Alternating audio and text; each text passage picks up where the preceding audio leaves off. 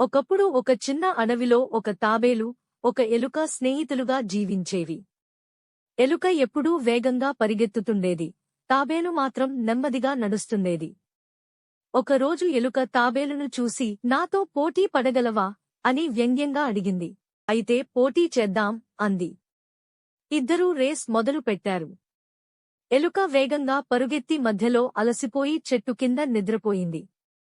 తాబేలు మాత్రం ఆగకుండా నెమ్మదిగా కదులుతూ ముందుకు సాగింది. కొంత సమయం తర్వాత తాబేలు గమ్యస్థానానికి చేరుకుంది.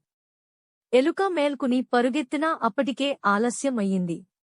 ఎలుక సిగ్గుపడింది. తాబేలు నవ్వుతూ, వేగం కంటే సహనం ముఖ్యమని గుర్తుపెట్టుకో అంది.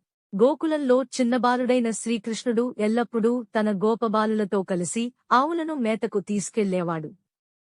ఉదయాన్నే వృందావనంలో పూల సువాసనల మధ్య కృష్ణుడు తన వెణువును ఊదేవాడు.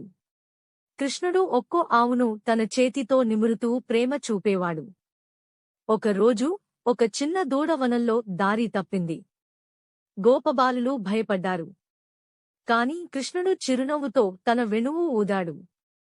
ఆ స్వరాన్ని విని ఆ దూడ పరిగెత్తుకుంటూ కృష్ణుడి వద్దకు చేరింది.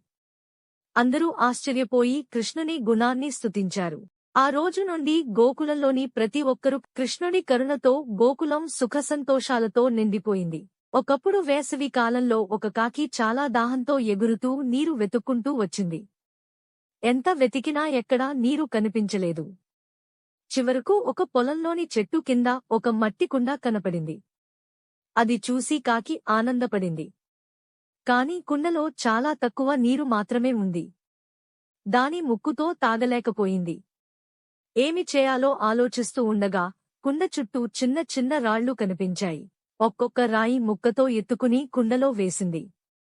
ప్రతి రాయి పడుతున్న కొద్దీ నీటి మట్టం కాస్త కాస్త పైకి ఎగసింది.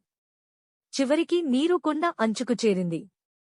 కాకి సంతోషంగా ఆ నీరు తాగి తన దాహం తీర్చుకుంది. ఈ విధంగా బుద్ధి మరియు సహనంతో కష్టాలు పరిష్కరించుకోవచ్చని కాకి అందరికీ నేర్పింది. దసరా సెలవులు వచ్చాయని విద్యార్థుల హృదయాలు ఆనందంతో నిండిపోయాయి. కొంతమంది ఇంట్లో బొమ్మల కొలువు పెట్టి అందమైన బొమ్మలతో ఆటలాడారు. అమ్మ చేసిన మిఠాయిల రుచి చూస్తూ చిన్నవాళ్లు నవ్వులు పూయించారు. సాయంత్రం కాలంలో స్నేహితులందరూ బయట గాలిపటాలు ఎగరేశారు, చెట్ల చుట్టూ ఆటలాడారు. కొంతమంది కుటుంబంతో కలిసి పండగ బజార్కి వెళ్లి బాణసంచా, కొత్త బట్టలు కొనుగోలు చేశారు. రామలీల ప్రదర్శనలు చూసి పిల్లలు కథల్లో మునిగిపోయారు. పండగ చివరి రోజున దుర్గమ్మ విగ్రహం నిమజ్జనం జరుగుతుంటే విద్యార్థులు ఆనందంతో పాటలు పాడుతూ ఊరంతా తిరిగారు. ఈ దసరా సెలవులు వారిలో స్నేహం, కుటుంబ ప్రేమ, ఆనందం ఎంత విలువైనదో గుర్తుచేశాయి. ఒకానొక కాలంలో ఒక మహారాజు తన రాజ్యాన్ని న్యాయంగా పాలించేవాడు. ఆయనకు సౌందర్యం, జ్ఞానం కలిగిన మహారాణి ఉండేది. రాణి అయితే పేదల కష్టాలు తీర్చే పనులు చేసేది. ఒకసారి రాజ్యంలో తీవ్రమైన కరువు వచ్చింది. ప్రజలు ఆహారం లేక ఇబ్బందులు పడుతున్నారు. రాజు, రాణి తమ ఆభరణాలను అమ్మి అన్నధాన్యం కొనిపెంచారు. ప్రజలు ఆనందంతో, ఇలాంటి దంపతులు మా అదృష్టం అని కృతజ్ఞతలు తెలిపారు. కొద్ది కాలంలో వర్షాలు కురిసి రాజ్యం మళ్లీ సస్యశ్యామలం అయింది. ప్రజల ప్రేమతో రాజు, రాణి మరింత కీర్తి గడించారు. వారి దంపతుల దయ, నీతి, ధైర్యం ఎప్పటికీ రాజ్యంలో గుర్తుండిపోయాయి.